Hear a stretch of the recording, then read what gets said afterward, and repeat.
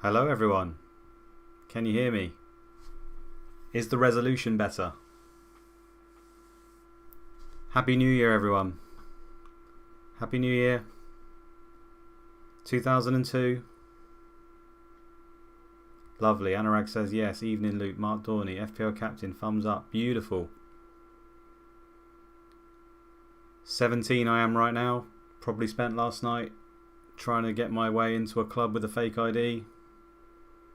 Probably feeling pretty sorry for myself today. Going to be 18 in a couple of months. What is life? Little did I know in 20 years I'd be doing this. Moment of silence for my life. What a game week. How much rotation do we need, guys? You're killing us. In the chat, if you manage to get 11 players this week, stick a thumbs up in it. It's Mark Dorney's birthday. Happy birthday, mate. How old are you? 12? My God, what was that about? Right. Thumbs down. Lots of thumbs downs, thumbs up. Well played. Just getting 11 out and owning Van Nistelrooy, you've done alright, basically. Yeah, shocking for me as well. I went with Viduka. I'm an idiot. It was a calculated risk in terms of I knew that there's a good chance he won't see 90, but I thought if he gets 60 against that Fulham defence, I still own Van Nistelrooy. I'm confident. I couldn't pass up the opportunity of that matchup, and it didn't work. I was prepared that could be the case, but I didn't expect Van Nistelrooy to punish so strongly, and I think he's been a little bit lucky, which we'll get to in a minute. But what we're going to do then, we're going to do the team by team to start off with, guys, just because I appreciate it's quite late. Some people just want the news, so we'll do it, switch it around. We're going to go through the teams, then we'll go back and look through the game week for a review on some of the games, and then we'll kind of do a little bit of a preview. So, Scala says I had 14 players and scored nothing. It's overrated having players. That is a very good point. We need 11 Van Nistelrooys. What does the championship table look like? Hold those questions, guys. We will come to that. Let's get the game, reviewed. We're going to start with Arsenal. So remember, guys, it is Happy New Year. Okay, we're on the eve of the new games. Let me go back. So all the games are played today, momentarily. Okay, after this, and I believe in between this gap, we have FA Cup. So there's an FA Cup round in between, which we'll look at quickly at the end. And then we've got the blank week, which just features these teams. Right, let's go to Arsenal. Now, so there's been 3 days from the game week that's just happened. So 3 days is usually more than enough for most players to get their condition back. Roughly around 8% a day if they've got pretty good high natural fitness. And as you can see, starting off at Arsenal here, everyone looks ready to go, really. We've got Van Bronckhorst who starts this ban for 3 matches. Pires is still a few days away with a gashed leg. Poor Pires. 44% though, so he's got, I'm not going to say no chance, but by my calculations, if they're under 70% on an orange flag, they've pretty much got no chance. It's just come up with a banning notice for me for Planet FPL. James, hi mate, I need a shower to wash that shit game week off me. It's advising me to ban you because of your language already. Can't do that to him. He's too nice a bloke. Inamoto. 10 days with a twisted knee. I think he came on in the game and then went straight off, so I don't think anyone owns him anyway. Shout out again in the chat if there's anything you want to see. I shall try and pick it up as we go along. There's a little bit of a delay on the chat, so sometimes I might skip over it and then have to revert back. That's just the way it works. Where's Albertini, someone says. I mean, he's there, right? Where's midfield gone? He's right here. Stinking up the show. Let's go to Villa. Condition.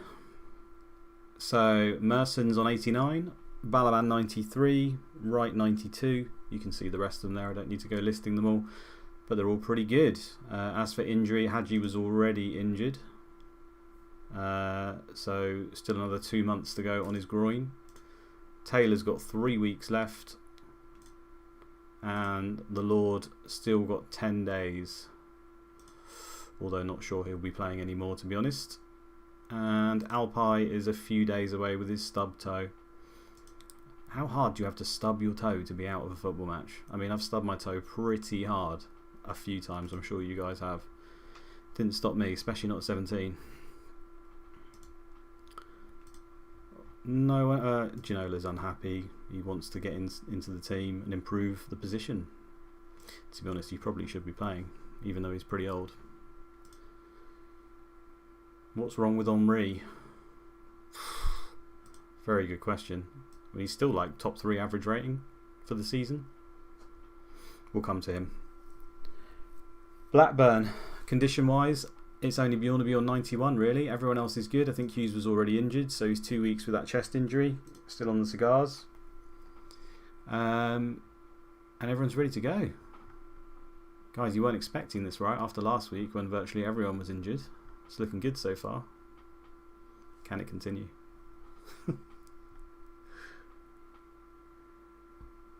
Who's this Moukoko kid? Come on, Christoph.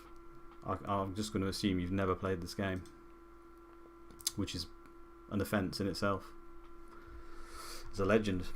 We'll get to him as well. We're on to Bolton now. So Bolton, we're going pretty quickly tonight. It's good. Bolton are pretty good, aren't they? Everyone over 90, look. Gardner's still 2 weeks away with his broken leg. Looking forward to his return, and I don't even know who this guy is, so that says everything about him, I think. Near's saying, why was there so much rotation this week? That's a very, very good question. I mean, it's a combination, I think, of just a little bit. There was a few teams with some low condition, but it's more just a squad harmony thing. Occasionally, teams like to keep their squad happy. We had a few games where teams were at home to lesser sides. I think Derby at home to Bolton. They don't get many opportunities to rest, and it just happens occasionally. I mean, I think we've got very, very unlucky. Very lucky in this sim so far. There hasn't been more rotation. In fact, I've been saying that for ages. I've been surprised at how little there is. You look at virtually any player come the end of the season, they've usually played even if they're a nail player, somewhere between 30 and like 35 games if you're lucky.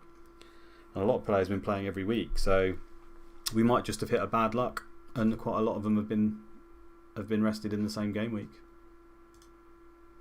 But I'd say it's to do with the condition being quite low as well for some of them. That's Bolton done, isn't it? Charlton then. The only guy of any relevance is John Robinson. 10 days with a gashed leg. It's a common problem. Those legs keep getting gashed. In terms of percentage, we've got McAllister on 87%. He's got quite low stamina in the game, and he often loses condition during it. Still usually takes to the field though. We've got the Swedish James, not Turkish, Fatih Dinsa, who is terrible, on 89%. And we've got Eddie Hughes, who wants first team football. Probably not going to get it, mate, after letting Van Nistelrooy take the piss. I think we're pretty good apart from that. Good man, Kalku. I'm pretty sure that that's the game I started with as well. CM2 I think is the one I played first. I don't know which dates they were. Andy Gaines, does this get in the way of you enjoying the game week? I mean, it's just changed it. I just get the update a little bit different to you guys. I don't get it much sooner than you guys. I hold off so I can still talk to people, give advice and stuff, because I wouldn't want any of that tainted. So I tried to get it at the last possible moment so I can still interact and do everything. So basically, rather than just wait for it my pain slowly to drip through, I just get it all in one hit, straight to the gut. I think I prefer it, to be honest. It's like, would you rather be tortured or just shot in the head? And I've gone with a shot in the head, I think.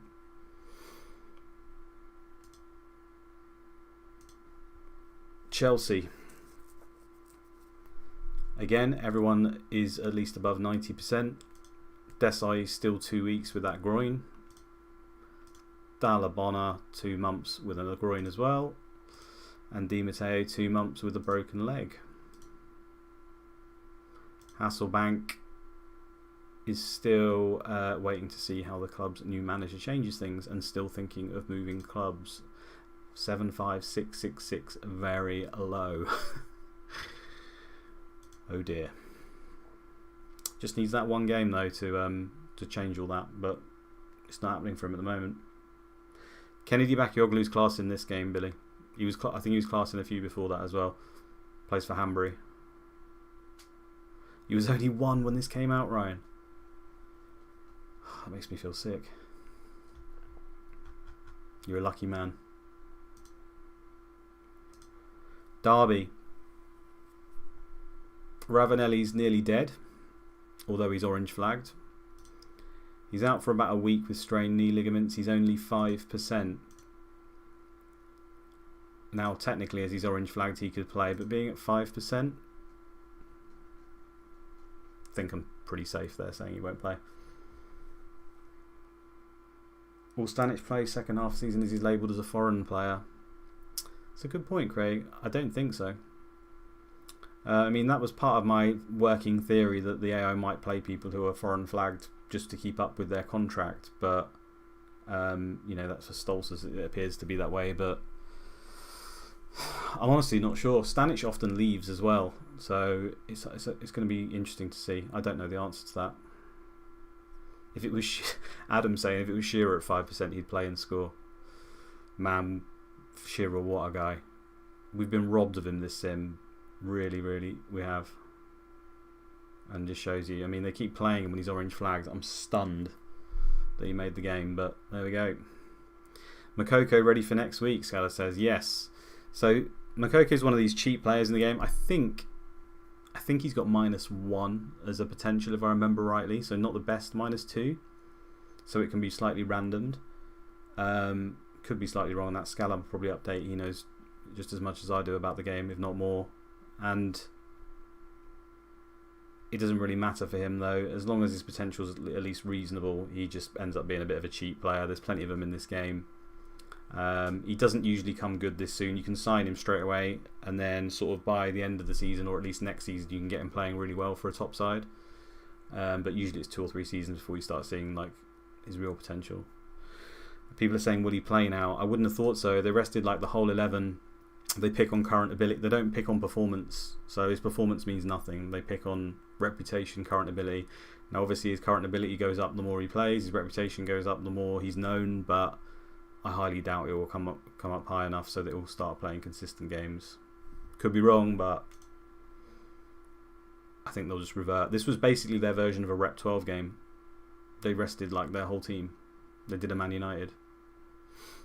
What else have we left on here? Okay, Aranio still got 3 weeks with a groin strain. Can't remember if I clicked him or not. I don't know who that is. That's because he's rubbish. Yeah, Valkyrie was fine. Everyone was fine.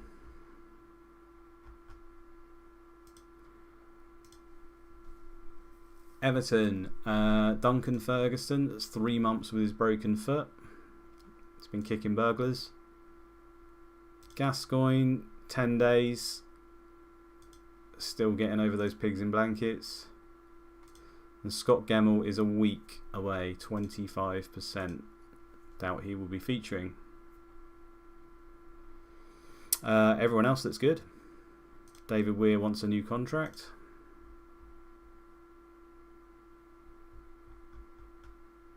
Ride of the Valkyries, very good. And Andrew says, Everton keep keeping cleanies. They really do. They don't really have much else in their locker, do they? Fun fact, I owned Kevin Campbell for about 9 weeks. And I hope some of you guys who run Sims can back me up here. Look at those stats. They're actually pretty good. Determination, strength, off the ball. He's not a bad striker in this game. You know, for 5 million, I thought he could potentially be a bargain. But and he often gets pens as well. It wasn't to be. And it was a tragedy. Fulham. We've got Davies at 87%. I think he's got really high injury proneness, Davies, but he is a very good DM in this game. He's got really great attributes. Lagunski's 90. Malbronk is 87%. He's lost confidence in his manager's ability. Yes, intrinsic dribbling from Scala. So he'll have basically his dribbling of 18 won't actually be 18. It will be like 120 or something. It's too complicated to explain to you guys. You'd have to research it, but some attributes are only basically visible for a laugh, and actually behind the scene they're much higher. Harley out for a week with a bruised thigh.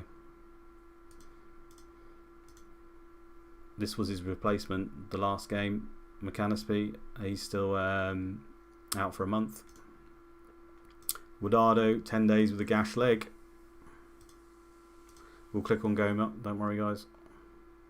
And Lewis, I don't think he'll play, but he's 2 months kneecap. Coleman can actually be a pretty good player in this game. He's got 2 months left to go. His stats are okay, as you can see, and they'll get a jump when he starts playing. Hello, Aritaravo. So yeah, nothing really to worry about. Goma is still suspended. He's got 1 match left before he's back. I would say they really need him, but do they? After clean sheets against Leeds. Madness. Okay, let's go to Ipswich. Again, nearly everyone is back okay. Peralta's a few days with a strained wrist. And Stewart, who can play, is a few days away.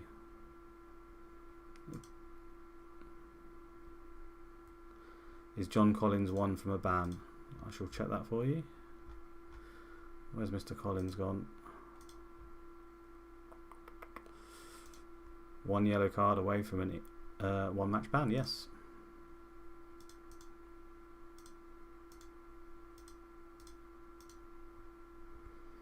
He needs a rest anyway, Collins. He's been playing too much, right?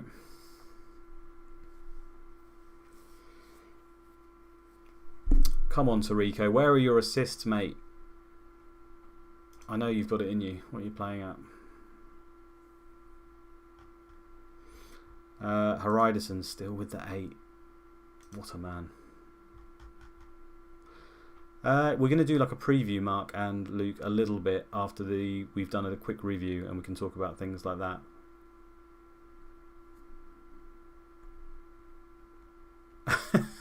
Jack Peralta's got a strained wrist. Cool, cool, cool. Yeah, I know you stayed up especially for that one.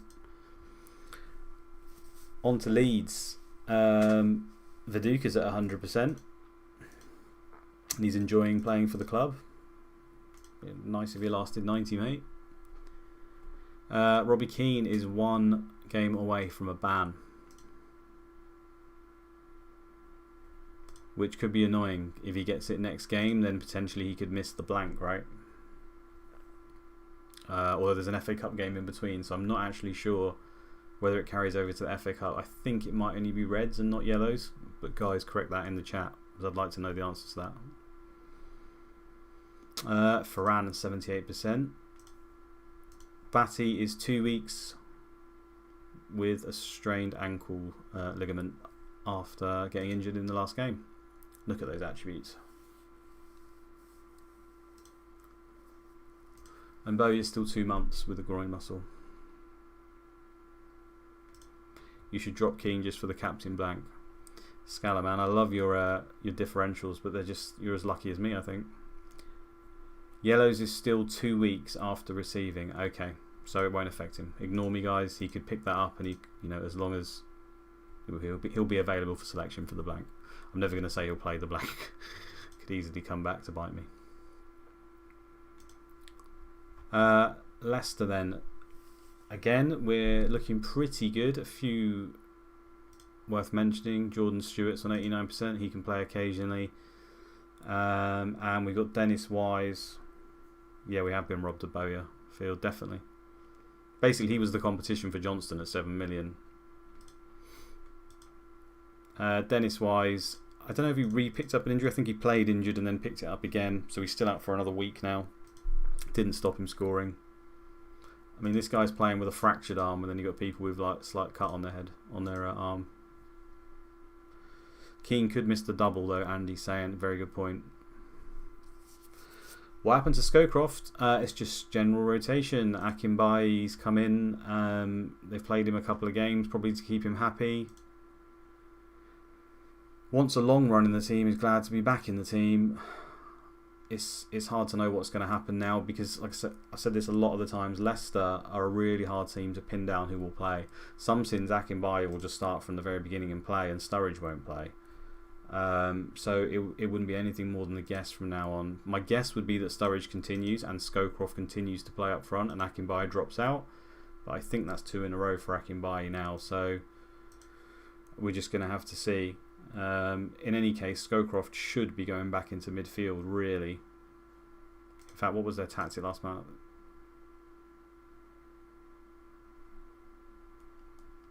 I mean, you'd expect him to come back in. I'd be fairly confident, but 2 games in a row now, right? Missed the old Sturridge and Scowcroft, yeah. We rode that wave, or some of us did. I think people got a bit excited as to what could actually happen. For Liverpool then, Honcho's still out for 1 more game. Everyone else is looking pretty healthy. This is as healthy as you'll ever get at Liverpool. Owen has still got a month away. So let's just look at Liverpool's fixtures actually. So we're on the 1st. So around here, League Cup semi, Spurs, we might see Owen back for a late run. People fancy a differential. Oh. Tottenham are interested in Peggy. Probably because they got no goalkeeper. And he's absolutely terrible. Just noticed that now. And Hippier, I got this guy. I started this guy. That's 3 sort of plum home matches now he's missed. Because he missed both in the double, right? And now he missed this as well. And basically handed Phillips goals as a result. I love him as well, but... Throw to Kipper James. There he is. I know you're a big fan. Stevie G is fit. Yes, Stevie G is fit. Still got very high injury proneness though. Not liking those ratings. He's done okay for returns, but because he is very much a DM in this game. I don't think they'll force Owen in because they're struggling. The AI doesn't really work like that. He'll just come back when he's ready to play. Smeets are less than 100%. Where is he? I must have missed him. Sorry, I'm blind. Smeets is 96%.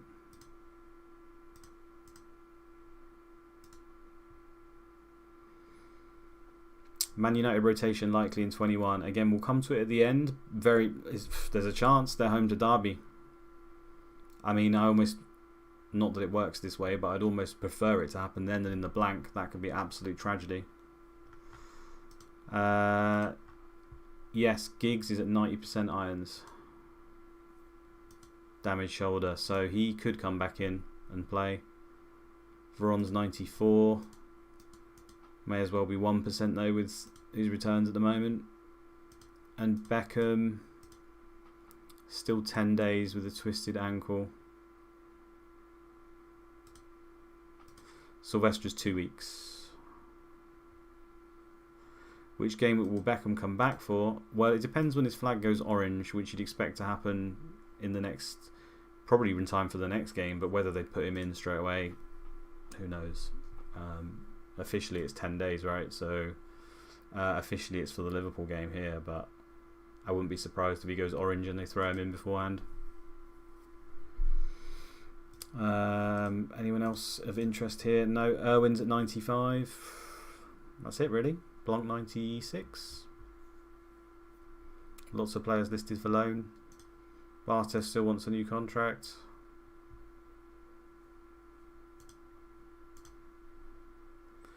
Yeah, I mean, we'll get to that again, Scala, with the Veron. That's the thing that really was a bit unlucky, to be honest. Van Nistelrooy taking the penalty. Scenes. This sim is the real life version of Veron, isn't it? Yeah. Tad harsh. He's still up there for average rating, but returns haven't been great, have they? Middlesbrough, half their team's on loan, but Greening's 92%. When does Keane's suspension start, Tyler saying? Okay, good point. Let me go back. Let me check.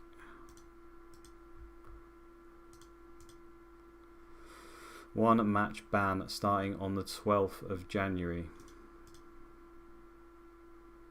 Oh, so he will miss Liverpool in that clash. That's probably better for him, to be honest. Almost certainly be getting sent off, wouldn't he? Again, where are we? So yeah, Liverpool, Middlesbrough. I mean, pretty good. Johnston's on 93. Everyone's over 90 though. Even Mr. Boxic is at 100% and enjoys the team style of play, similar to Pedersen. You should be doing more then, mate. Do I still think Gordon's a good pick? I mean, for now I do. I think it's just general rotation. My worry is when Ekior goes, if that happens. I've said it so many times. Gordon plays less than 30 most sims. Love my muscle memory.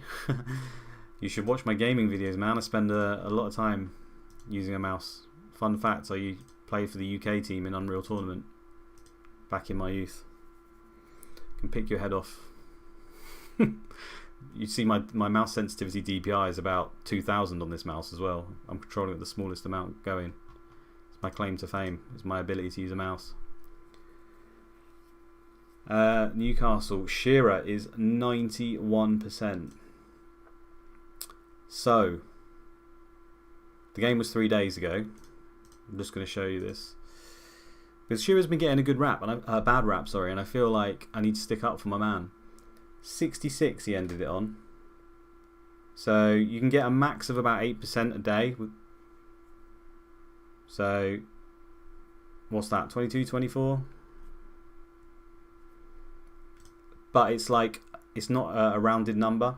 In the background behind the game, it's actually a decimal point. So he's just made it to max to go back onto 91%. So I'm just going to show you this, guys, quickly. Shearer's natural fitness is 20. People having a go saying he can't get fit, he's old and all that stuff. It's a load of rubbish. He's a machine. He's always ready to go. He's also combined that with his stamina, which is 20.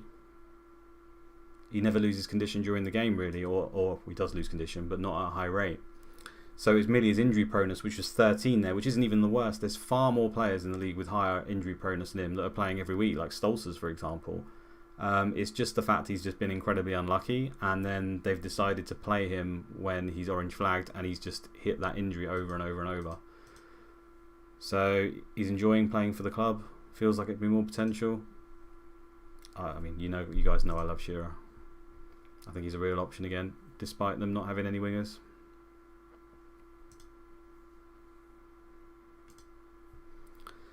Southampton. Pires is 89%. We've got Draper, 2 weeks for strained knee ligaments. Dodd is still 2 weeks away. Kevin Davis is 10 days away.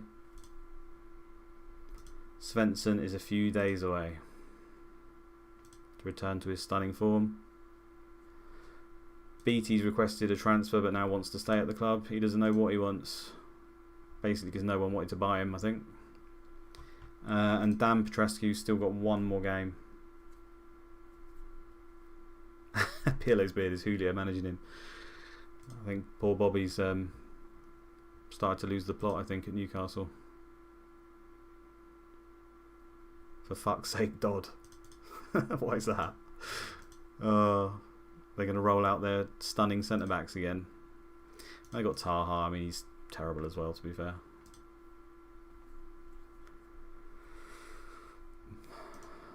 Monk made an appearance again, didn't he? 9 positioning. Heading 8.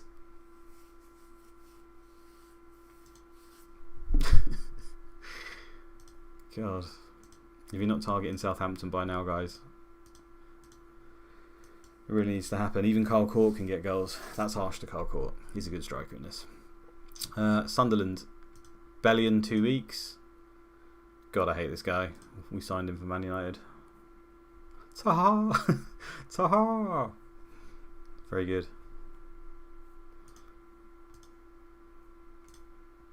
Emerson Tome is now orange flagged, so he can now play. He's out for a few days, so he could play for Sunderland, and then of course hit re-injury potentially. Everyone's unhappy in this squad basically because they hate Sorensen. We've been through it a lot. I think that's it. Yeah, Basidas was a really unlucky one, to be fair. He's played every minute, hasn't he? He was due a rest, I guess you could say, but real bad. Right, guys, this is where the comedy starts. James, if you're still watching, this is hilarious. Tota is now injured for 10 days with a broken toe. And now he got a bad rap. Now he is a bad keeper, but he's got 15 for handling. Now that is the most important stat for a keeper. So it's not as bad as it could be. This guy came in, Jalal. Wait for this. He might be the worst keeper I've ever seen. We're just going to take a moment here to bask in Tottenham's glory ahead of the game against Leeds. 9 for handling. I mean, I play non-league football occasionally in this, and I've seen better keepers.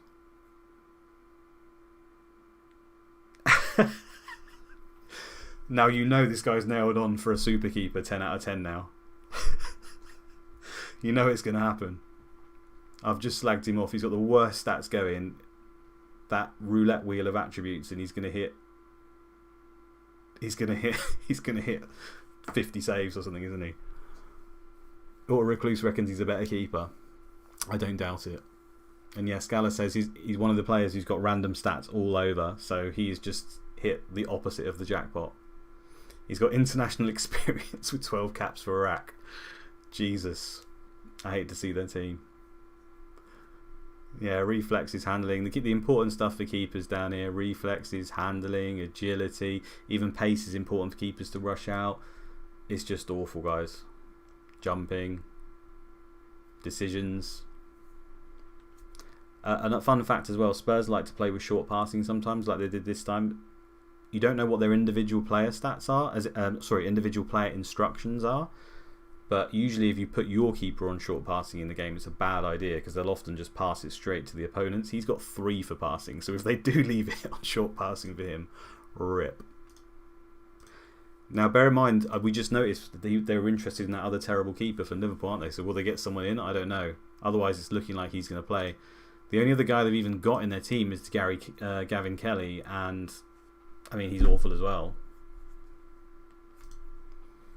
Dean Richards is still out for 2 months with a groin, and Keller is still 2 weeks away and red, so he's definitely not playing this one. Will he play orange flagged? Will they rush him back? I don't know. The AI also looks to put keepers on through balls, Scala says. Yeah, it's a real bad, it's like a bug with the game, and it can cost you a lot of goals if you don't sort out your keeper passing. You just leave it on team. Everson's unhappy because he wants a new contract.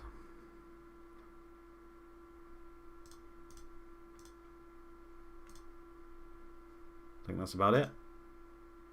And we're on to the last team.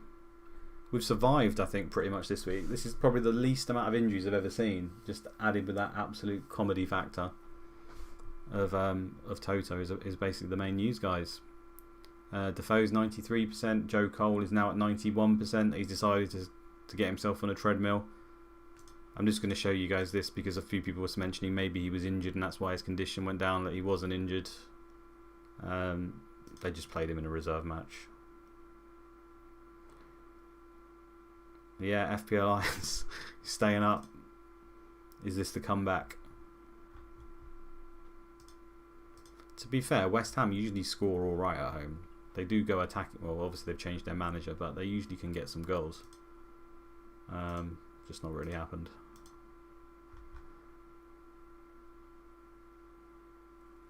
Cole's got a reserve game at midday. Yeah. Okay, so that's all the teams, guys. I don't think I missed anything. Actually, let me just check my phone because they give me a breakdown. Just to make sure. They've put Toto in the game at 4 million. No one's going to be buying him. He's injured anyway. They got Rufus, I think, Arbrevet. I don't remember what his first name is. He's 4 million for Fulham now. Stephen Wright for Liverpool is 4.5 defender. If you think he's going to keep Hippier and Oncho out. James Thomas is a 4.5 forward for Blackburn. And Morris from Derby is a forward at 4.5. I think that's all the new players that have been added as a result of them playing. I don't think I've missed anything out. Right. So that's the news, guys. We're going to take a quick look at the games. I'm not going to go too in depth on some of them. To be honest, not a lot of standout things happened in some of them. We're going to go through these quickly, and then we'll do kind of a little bit of a preview. So Arsenal and Middlesbrough 1-0. This went largely as like most of my sims indicated it would. I had Arsenal to win either 1-0, 2-0, 2-1. If you look, Middlesbrough only managed 2 shots on target. Arsenal only 4. They dominated most of the game, Arsenal, as you'd expect, but it wasn't really a stunner of a game. Henry did okay, had 4 shots, few off target. And Ashley Cole obviously got the assist, which helped with his average rating. Ekia with the 8. I don't know if you guys listened to Kemp's podcast. Really, really good. Looking at bonus points on defenders. We all know it's very, very hard to get clean sheets for your defenders. I highly recommend you listen to that. I've had Ekia in my team for probably about 4 weeks now, maybe more than that. Because of this, basically, he can get bonus even in away games, which not many can. So again, he just dominated in everything, and the guy just a series of 8s and 9s usually. How long it lasts, I don't know. Is he still wanted? He's still wanted by Arsenal, not Celtic yet though. So maybe he lasts, but I still think he's a pretty good option moving forward. But then obviously there's a blank coming up for them. Boxic and Rickard both coming off around the 60th mark. Again, it's one of these things you'll see it a lot. They weren't happy. Middlesbrough weren't doing anything. It hooks off forward star players. They try to change things around when they basically can't get a hold of the game. Obviously didn't work for them. And that's about it for them. Blackburn and Spurs. Now I had this one down, unsurprisingly, as an incredibly high scoring game, the highest of the game week, and I think it was in the end. No surprises there though really. Blackburn are pretty good at home. They can't defend. Sorry, Ash saying Brighton is interesting. Echo. Yeah, that's because Simple Goal follows people in case there's transfer news, and he's managing Brighton. So they're not actually interested in him. He's managing Brighton, and he's checking on him, so he gets news on him basically. Blackburn had 6 shots on target, and they scored 4 goals. So Toto managed to save 2 by my calculations. Not bad. As you can see, Spurs though had 9 on target from 11. Had 55% of the game. Blackburn set up attacking and Spurs set up attacking with that short passing, like I said. So whether Toto was on it as well, I don't know. But yeah, actually looking at the stats, there wasn't too much I could grasp from this. A lot of players having a lot of shots. Blackburn do this at home a lot. A lot of players just fire off shots all the time. They've probably got long shots on their individual attributes, individual player instructions, sorry. And that's why that happens. For Spurs, Simon Davies dominated aerially. He won 10 headers here. They completed a lot of passing. They had short passing. Obviously, when Blackburn had a man sent off as well, they'd have had most of the play. And with short passing, they're just passing it around for fun, basically. Salakovic missed a penalty for me again. This guy, man, he's killing me. But luckily, he got that assist. So I think, is it -3 for a penalty miss? So I think it just ends up being nothing. And of course, he doesn't get bonus. That's the annoying part about him. Johnson as well did okay in centre midfield, just completing a lot of passes. Key tackle. But I think the game was fairly easy for them in the middle of the park after they had the man sent off. Ledley King with a 5. I'm not sure what price Simon Davies is actually. 5.5 maybe, I guess. Someone might have to check that. Jalal, though, 2 passes, none completed. Still got a 7.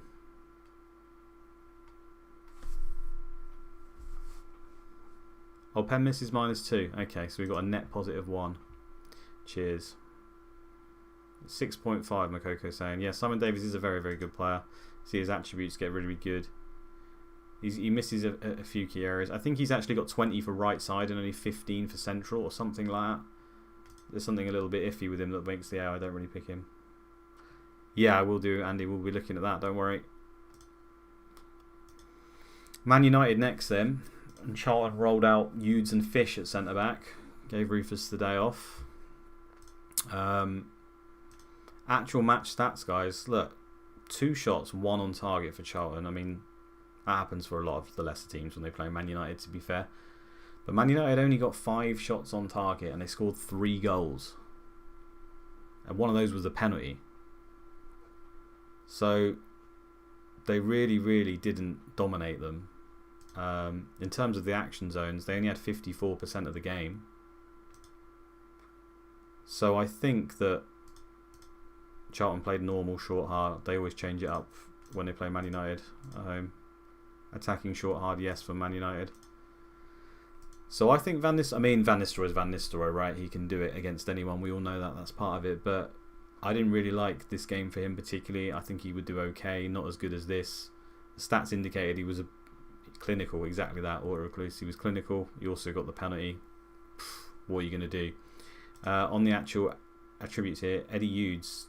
And this is why Van Nistelrooy usually struggles for... Well, he doesn't struggle, but for him, away from home, he struggles because he gets so many crosses and he doesn't win that many headers against the defenders, which usually buff up his average rating. But here, Hughes still won quite a lot. And then when we go to Man United, you see that 17 headed attempts and he only won 4 of them. So again, I think he was probably on for not a particularly high rating here. But obviously when you get 2 goals and an assist, it buffs it, and 2 of his headers were key. So he might have made an 8 if he didn't get the goals and assists, but he did. For Ron here winning loads of headers in midfield, it's actually quite significant because I think he's probably up against Jensen. But I mean, this is why Veron gets average rating so high. He's basically better than everyone else in centre midfield in virtually every area he plays. So he'll nearly win every exchange with everyone. Problem is he can't score or assist apparently. If we go to the match commentary then, because Andy asked, look at it. Yorke flicked it over. Is there anything particular you wanted to see, Andy? Van Nistelrooy was fouled in the air by Hughes. Penalty was awarded. He nestled it. He retook it and he scored. It doesn't say anything about why he got the penalty. I did notice about, again, if you look at the positioning for these 2 players, this is the main reason. Van Nistelrooy lifted the ball in the area for Cole. Cole stretched to reach the pass. He found himself with plenty of time. The ball was driven in low by Cole, so he's had loads of space there. And then right at the end here, Quentin Fortune hits it into the area. Van Nistelrooy lost his man and found himself with plenty of room and scored. Now basically you've got an ongoing battle. This stat here off the ball for strikers is like the most important stat for getting chances. Anticipation helps as well to like anticipate a pass and go there, but you're off the ball is basically the anti of positioning. So defenders need positioning, forwards need off the ball, and it's like if they've got high off the ball, they can find themselves in space a lot. So with these guys, Fish, he's got positioning 17. His isn't bad. He went off. Hughes is only 12. Hughes played right side, so against him, and that affects him. Does Cole ever replace Yorke? Some sims Cole will play more than Yorke. Sometimes Yorke will play more than Cole. Usually Yorke plays more than Cole. It's not related to performances you keep seeing. Yorke will just keeps playing. Cole keeps scoring. Doesn't make any difference. It's about their reputation and ability. So unless Cole's reputation and ability goes to a significantly higher level, which is very hard to do at higher ages, then it'll just continue this way, I'm afraid.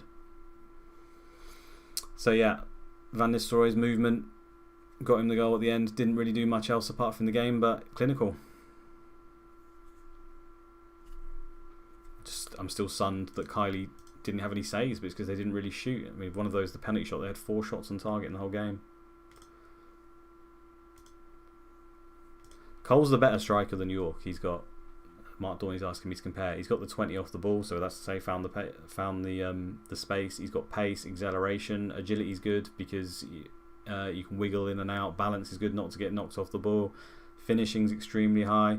Determination's a little bit low, and his jumping and heading's not great. So he's not great aerially, but obviously he's a very handy striker. He can do a job.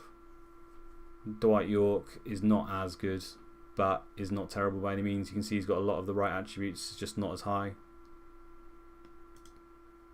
Don't know what's going on with him. I reckon these guys just run the sim over and over and over until they get one where Yorke doesn't score. He's actually scored 30 goals this season.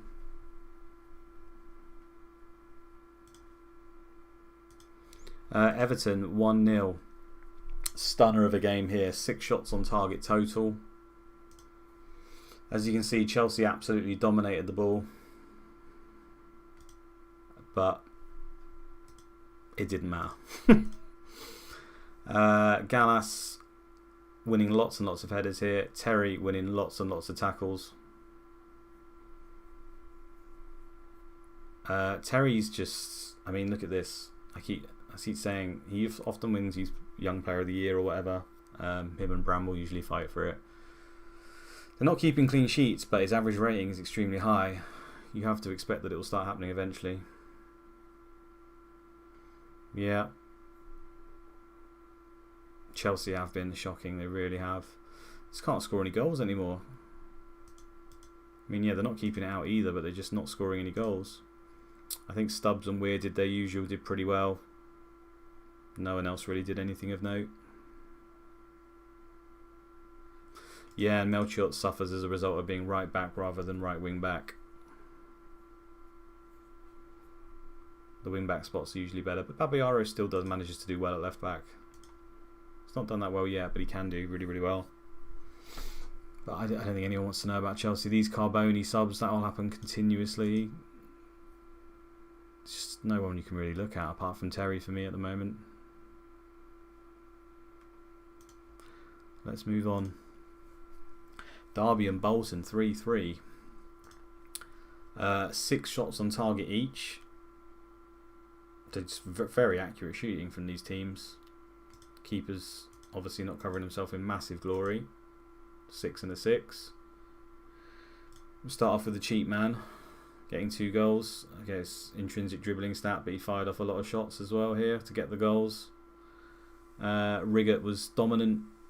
Riggott's a player, gets a lot of random stats, but he can be very, very good. And that's about it really for them. Murray did pretty well, headers. For Bolton, Pedersen's just an absolute machine. I said it on Sunday on the stream before, he's like a mini Van Nistelrooy.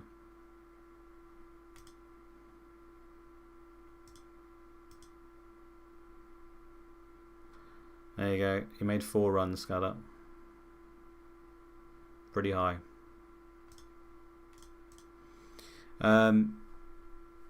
Yeah, Pedersen. I mean, look, he won no headers here at all, which is usually not great for average rating, despite having a high jumping stat.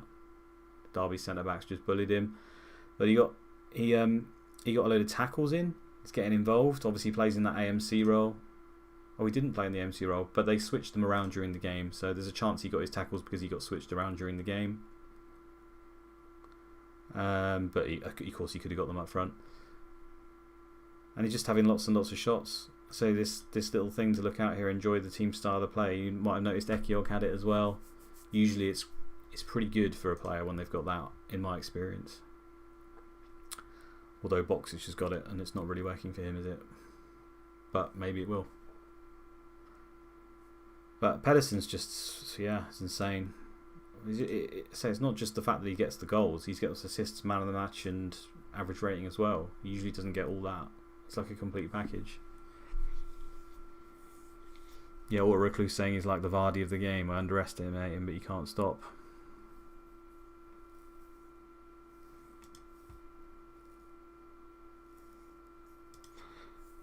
0-0 Leeds and Fulham. This has got to be the most disappointing game of the week for me. Hart didn't play, which I couldn't believe it when I saw the lineup. I was so happy with that because I don't have Hart. I'm probably like the only person.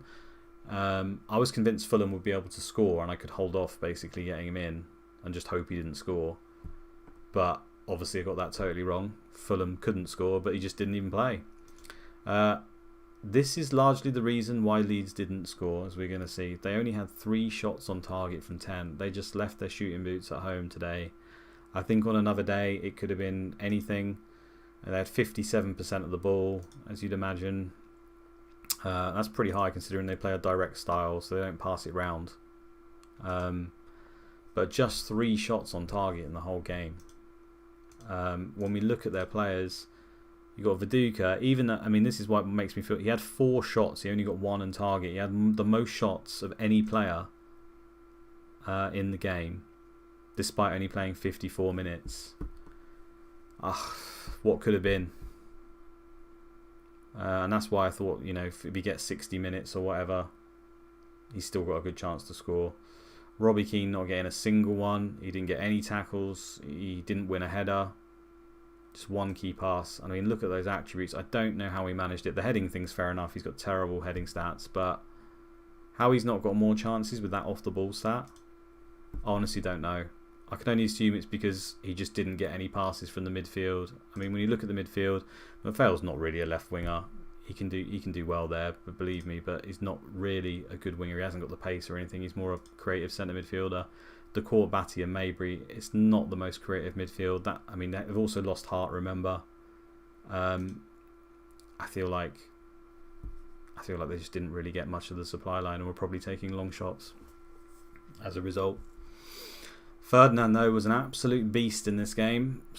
He can do this. This was really annoying about Ferdinand. He's got amazing attributes, and he starts to get even more 20s. Like his positioning becomes 20, everything. It goes really, really high, but he's always his letdown is always the fact that he's got 8 for aggression. So sometimes his average rating's not that high. So that's quite important. But he dominated here, won everything.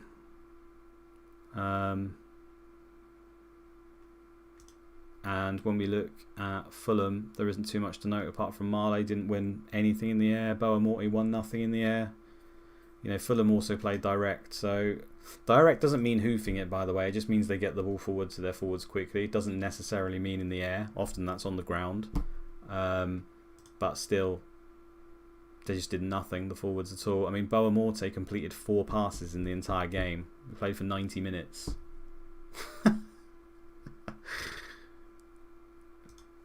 Despite it being better for fantasy that Boa Morte is up front, I think it's actually better for him when he plays left wing. I think he's better on the wing.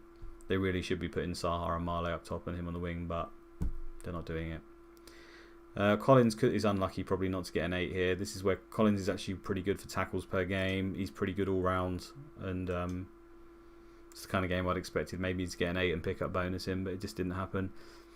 Their defenders, I mean, I slagged them off last week, but they've managed to do it. I mean, Brevitt, awful. But at the end of the day, it doesn't matter if the other team can't get any shots on target, right? And that's just what happened. I mean, when you look at any team that's usually got these 5, 6s, 5s, 4s, usually because the other team's won 4-0. They've just not touched the ball, as you saw, like you'll see all the time. Like when we look at Newcastle and Southampton, this is usually what you see. But the goals just didn't happen. It's one of those 4 passes kick-off for Boa Morte. Quite possibly. Twice. Stunning effort. Leicester and Villa. Again, another one where could have gone either way. Obviously Leicester with the home advantage. Villa had more shots in total. Close to 50-50. Yeah, 0-0 is madness on that one, Bruce. What are you going to do, right? I had that one down as a really high scoring game, the last game. That's it. You can do an averages at the end of the day. Within those averages, within 50 sims, there will be 1-0-0, and we got it. But yeah, Taggart again with a 9. I think he's clearly the standout 4 million pick, like easily. He's He's not amazing for bonus, but he's decent for bonus. And what more are you going to ask? He plays most of the games. He's got a chance of bonus. They won't keep that many clean sheets, but he's a bit of a beast. And at left back as well. I think he'd probably do better at centre half, but it doesn't seem to matter for him. They were attacking and short. Sturridge 2 passes. So half of Boa Morte. Played 53 minutes. At home though. I think Sturridge has been on the Pires.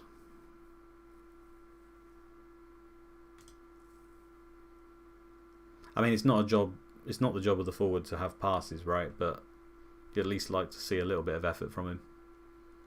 He got 1 shot on target.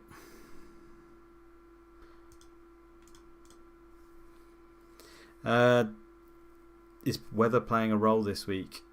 It's drizzle. It's not significant.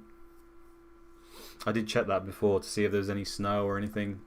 Drizzles happens all the time. It's England, so no. Barry did pretty well at the back here. Melba did pretty well at the back. As you see, they dominated the forwards. And then Dublin, despite being an absolute beast, I mean, he still won. Winning headers away from home is a little bit tougher, but he still won quite a lot. He just had 3 shots off target, so he could have done a little bit better.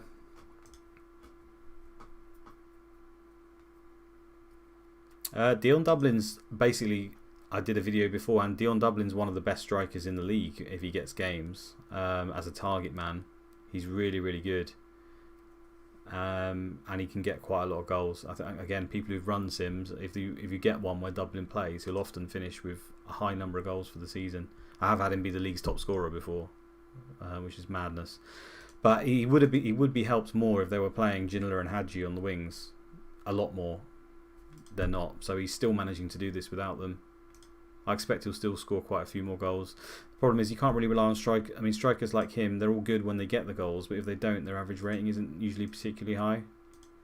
And that's the worry when you've got people like Van Nistelrooy and Pedersen and Henry and people who generally get average rating even if they don't score. Liverpool and Sunderland. And as you can see here, this game, I mean, it was 2-2. It could have probably been even more. Sunderland probably just the better of it in terms of shots, at least. They didn't have as much of the play. Liverpool set up attacking short pressing. Sunderland set up defensive but with counter attack, which they often do away from home against bigger teams. In terms of the attributes, Stephen Wright, 74 minutes, was largely atrocious for a centre back. I hate him even more because obviously I had Hippier in this game. Well, I didn't have him in this game because he didn't show up, did he? But his attributes aren't good enough. It's really, really annoying. And as a result, they basically handed Sunderland a couple of goals. I had Bishkan, he came off before the 60. Cheers, mate. I had Heskey, who decided he wasn't going to score today. I mean, he usually does pretty good for average rating. So he beat Fowler's average rating, even though Fowler got an assist. But I was hoping Heskey was going to score in this game. I was also hoping that he might be against Bart Williams if he went to centre-back, but they brought Craddock back in, who did pretty well for jumping and heading. Kevin Phillips, again, he won a few headers here. Didn't really make that many passes, but 6 shots, 4 on target, 2 were goals.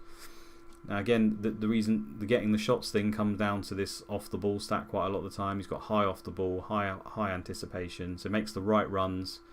Another really good thing with him is his decisions is quite low. Like for a striker, that's often a good thing because his finishing is high. So in other words, he doesn't think, he just does what is best for him. He takes a shot. He doesn't look to pass or do other things. It's a good combination to have.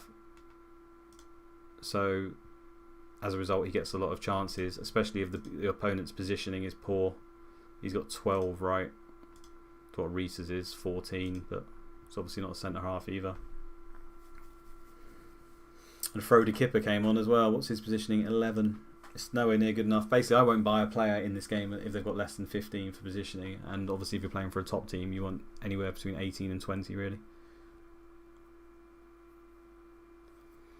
Yeah, Arca got 3 shots. Let's have a look at his runs.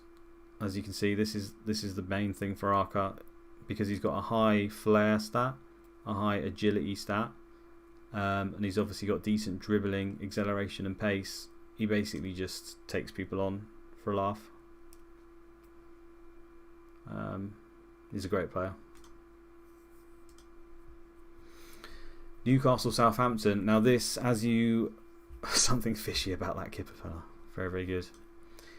This game was an absolute battering.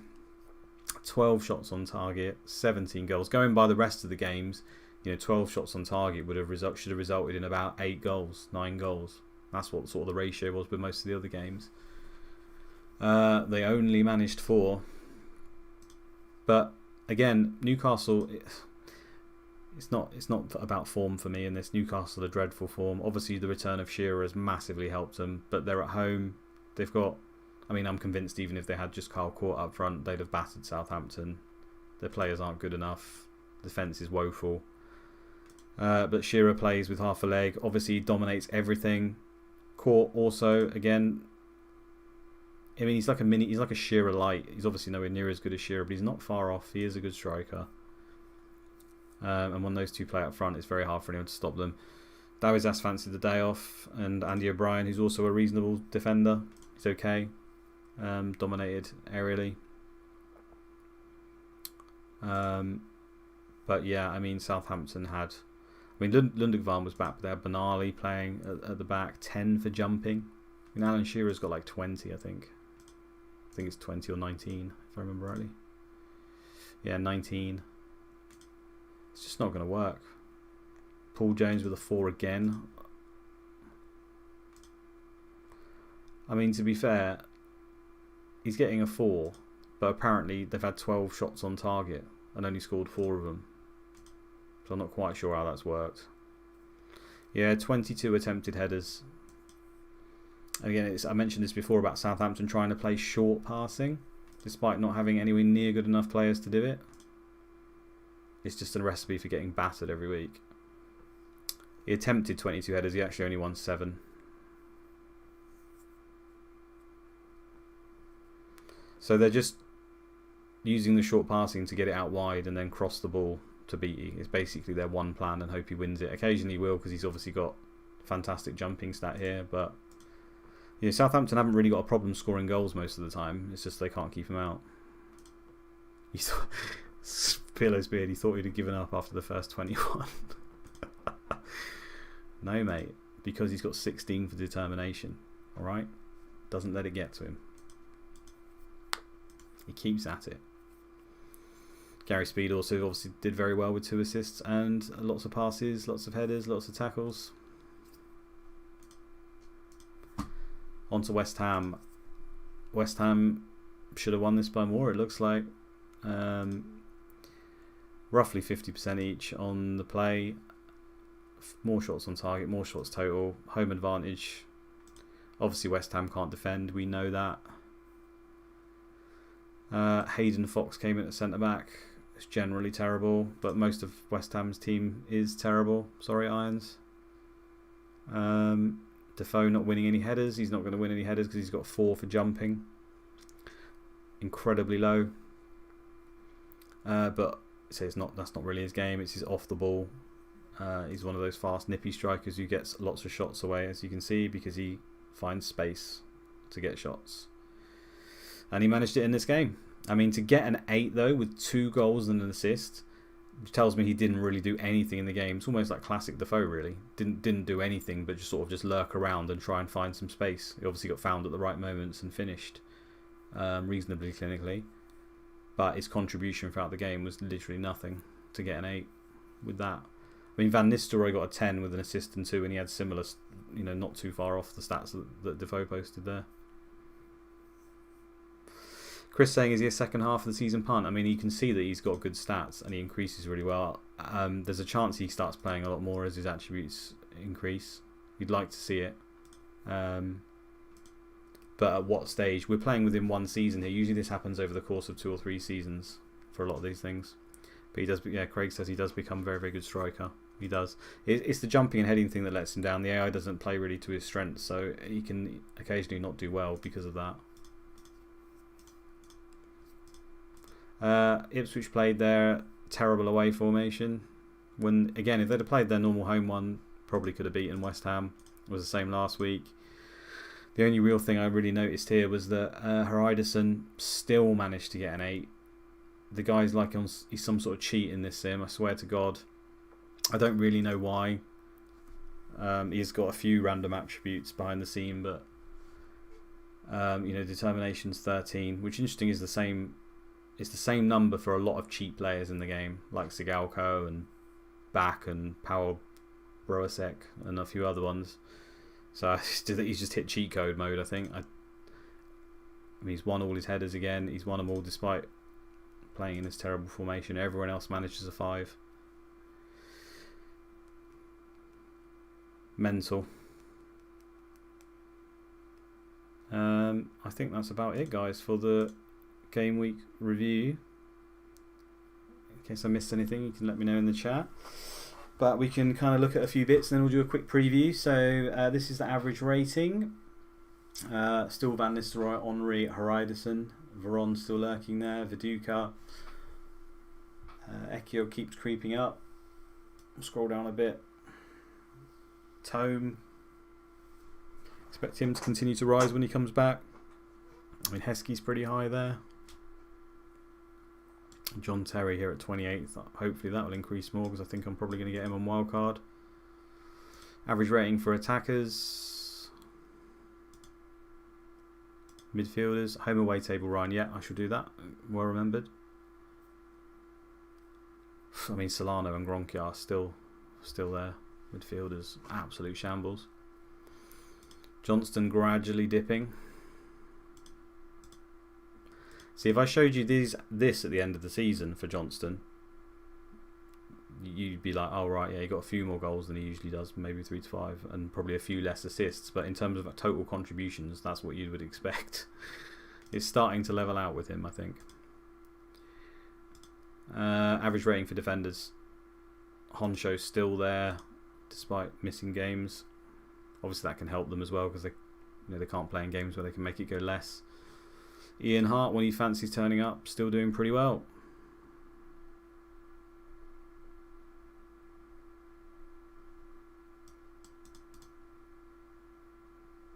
Alright, let's do goals quickly. Total goals, Van Nistelrooy 15, Viduka 12, Phillips now on 11. So you run 50 sims, you'll see Van Nistelrooy, Viduka, Phillips, Shearer, who we got robbed of, Henry, like in the top 5. Rebrov as well, actually top 6, like most sims. Occasionally you'll see the odd people thrown in here, like your Dublins and your Pedersons, but it's looking like we're heading to the norm on that one. Johnston still leading the way, 8 goals. Berger's now on 6. He's got 6 goals in 8 games. I think I mentioned that weeks ago as well, that Berger seems to score a lot of goals. He also seems to get sent off and is obviously not nailed, but he can score. I can look at Stelsic James. Yeah, we should do that. Defender goals. Still Fester and Bramble leading the way there. Gordon on 2.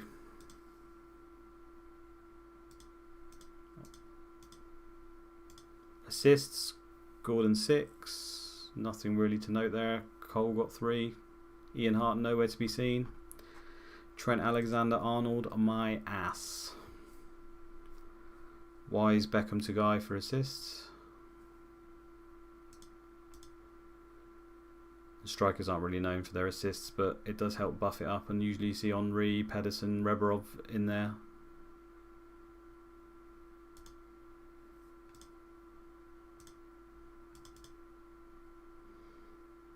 Tackles per game.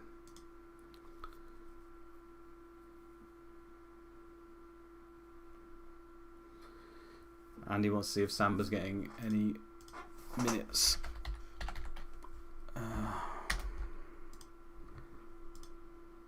Celtic have brought no one in. They're getting Kevin McAllister at 39 years old on a free. Good luck with that. Rich. That money's going to come eventually. They come hoarding the Premier League usually. Cherno Samba, what's he up to? Not even playing yet.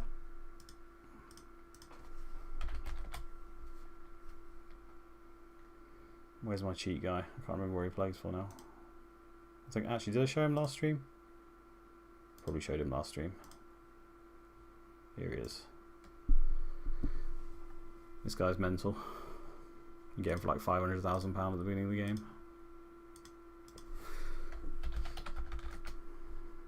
This guy's really good as well. Get him for cheap. No, we don't have any confirmations of doubles yet. We're going to look at the FA Cup quickly. So these are the fixtures for the FA Cup, which is after this game week. So we're going to have this game week on the 1st, then we have FA Cup, then we have the blank.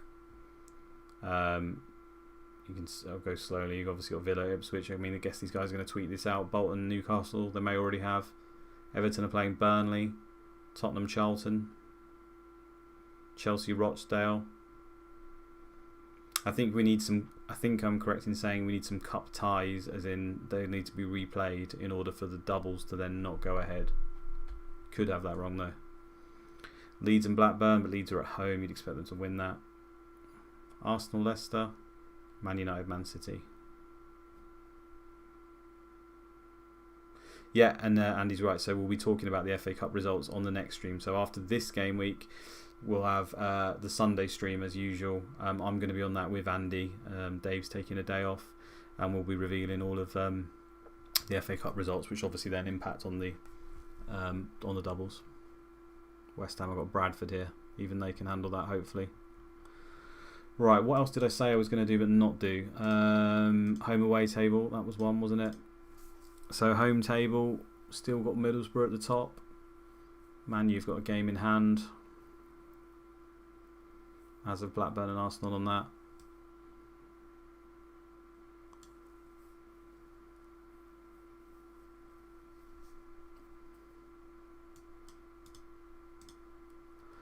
As for away, Middlesbrough starting to slip down a bit. But Man United basically the only reasonably consistent side away from home there. Still their goals for and against isn't great. Away is just such a curse in this game.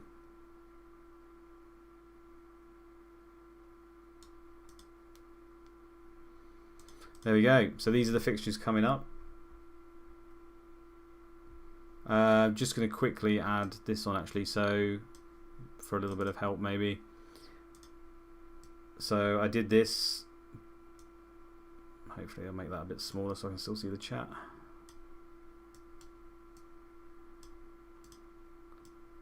Hopefully that makes sense. Oops. Okay, so what I did in this is just 10 games, so it's not enough for to be completely accurate by any means. Just a rough guide. It's almost like your odds for the games, I guess. Now I've edited in my sims all of the players and all of the managers, so they're exactly the same as they are in our sim. I've then on this particular occasion taken one sim per game, so one sim here, and then I've got to the time when Aston Villa are about to play Charlton, and then I've gone into the save game editor and I've edited it to make sure I had the same injuries as what we had pre this stream right now. So the only thing that I wouldn't have had the same, because the only significant one we had was Tota injured. So other than that, I've got the same injuries. So Newcastle would have had Shearer because I expected he would be back. Didn't have any of the midfielders, for example. Tottenham were playing with Tota in this one, so obviously they've got the new keeper. So kind of like as your odds, yeah, Scala's already saying redo the Spurs Leeds one with Jalal in goal. He's going to get a 10 super keeper, Scala, we already know. But as usual, as you can see, it's not really that surprising. Home advantage is a thing for nearly all the teams here, apart from the big boys. Arsenal slightly ahead on Everton. You've got Liverpool, Fulham that could go anyway. Looks like could go either way. Ipswich should be beating Leicester at home. Man United obviously dominant over Derby here. Middlesbrough largely dominant over West Ham. Sorry, occasionally scored though. As you can see, there wasn't that many clean sheets for Middlesbrough. Newcastle, Chelsea. Newcastle home advantage, but Chelsea only managed to win one of them. There's quite a lot of draws in that though, and the goals were quite level, so that's a game that could go either way, obviously. And even Southampton, although they're terrible, still managed to score quite a few goals at home. Sunderland outscored them. I think that's just a result of the players that they've got available to them at the moment. And then the Tottenham Leeds game here, there was goals all over it, but I mean we said that for the Leeds Southampton game, didn't we? Leeds Fulham game, sorry, and it didn't happen. So yeah, I don't know what you guys take from that. I mean, I would imagine Leeds might get a few more if they are playing that guy in goal, or maybe they sign someone. I don't know. But we'll have to see. Is there anything else you guys want to see before I wrap it up? Any questions? Anything in the chat? I know it's getting late. Get on both teams to score and over 2.5 goals in the Southampton-Sunderland game. It's a pretty good bet. Cheers, Mark. Instead of editing, why not use this save game? Go on, click continue. No, Pete. That would ruin it for me, you, and everyone else. Cheers, Paul. Thanks, Scala. Thanks, Carl. Right. No more questions, it looks like then, guys. I shall catch you on the next one. Happy New Year, everyone.